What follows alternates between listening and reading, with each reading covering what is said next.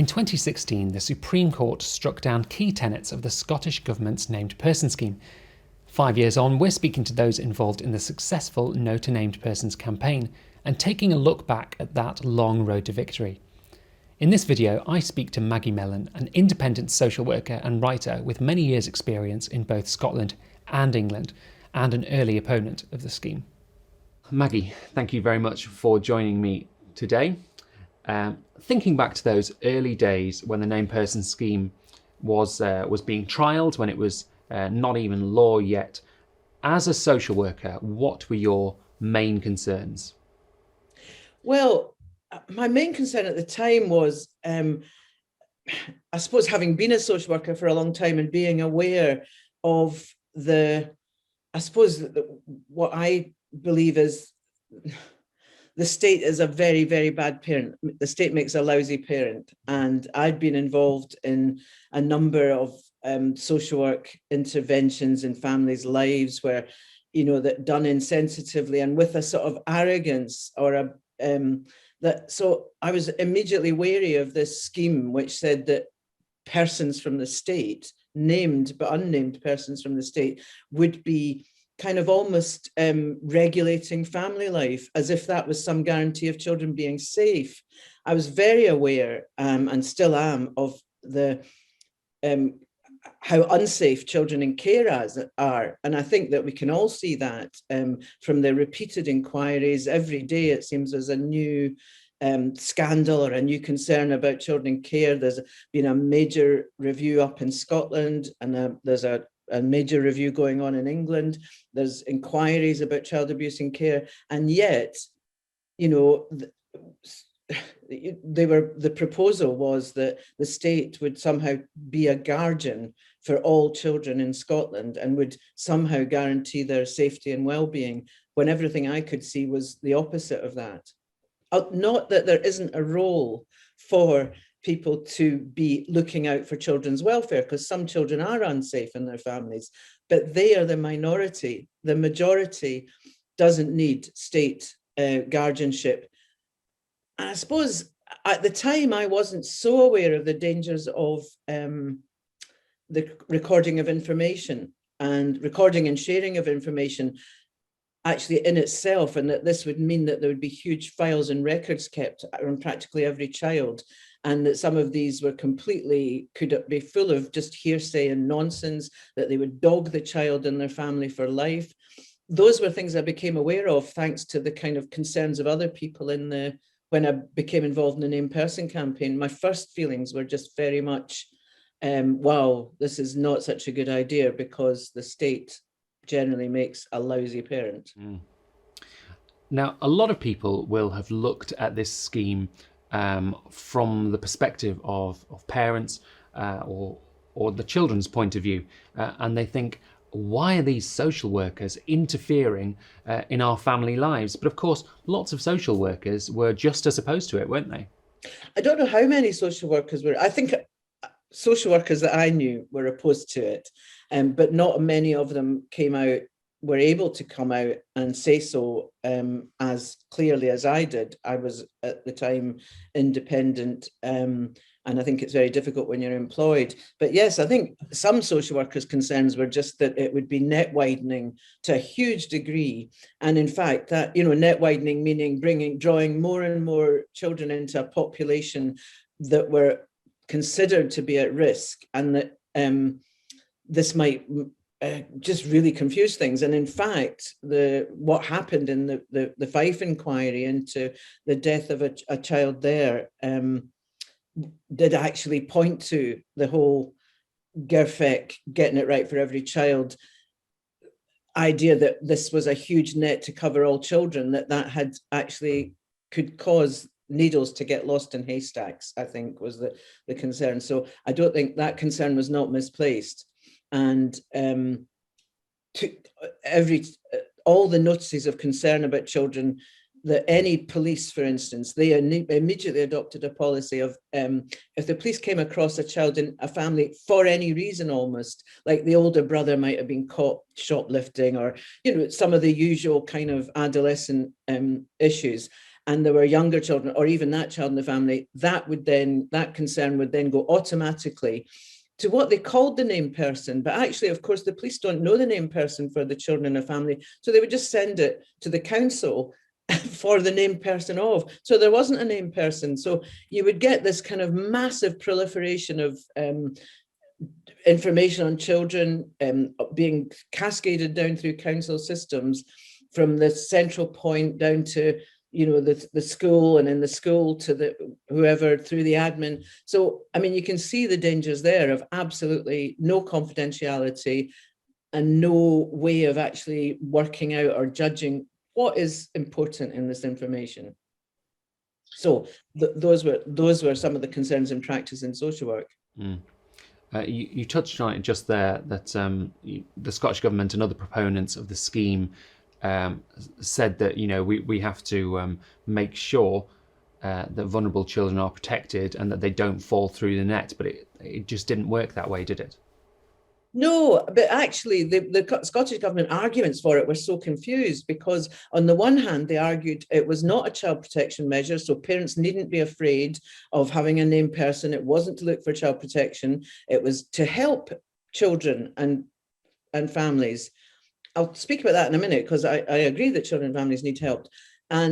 But actually then when they were forced to justify it, they said, oh, it's to save lives, and anybody that's against it is risking children dying. In fact, all the concerns of people like me who were against it was that it was going to make it much harder to identify children who were at risk. And also it was blurring the lines between child protection, which is where a child is at risk of significant harm, and just general family problems and issues, which are nothing to do with significant harm for a child. And in fact, intervening in those families in a heavy-handed or even a we're trying to be helpful way can be incredibly damaging. It damages confidence of the parents, it damages the children's confidence in their parents, and generally just makes it much more difficult for the family to be resilient and carry on. It kind of exposes all the normal little troubles we all have in our families to sort of the professional gaze, which none of us would want. And it should only be there when it's absolutely necessary. In reality, it was really just a box ticking exercise, which didn't really help give any practical help for children. Is that fair? Yeah, I think so. I mean, I used to say when I was speaking at the roadshows, or when I was writing about it, that the government was saying this was for children and families. And I said, no, actually, it's about children and families, because there wasn't much help being offered. There was a lot of information being gathered.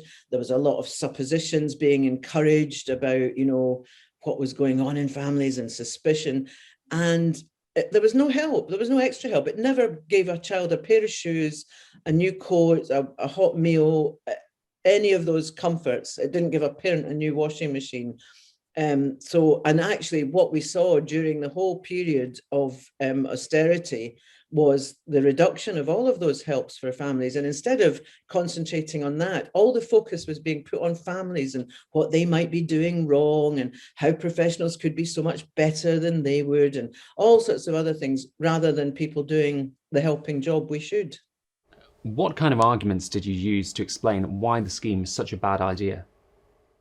Well, really just the arguments that I've used so far, in that the state makes not a good parent, that most parents, in fact, the vast majority of parents, are the best people to bring up their children, that families are absolutely essential part of the well-being of society for all of us at every age. And I always made it clear that I meant families of every kind of composition, if you like. And some of the audience were brought along and had different ideas. And I always said, look, I'm a social worker. I'm a mother of two.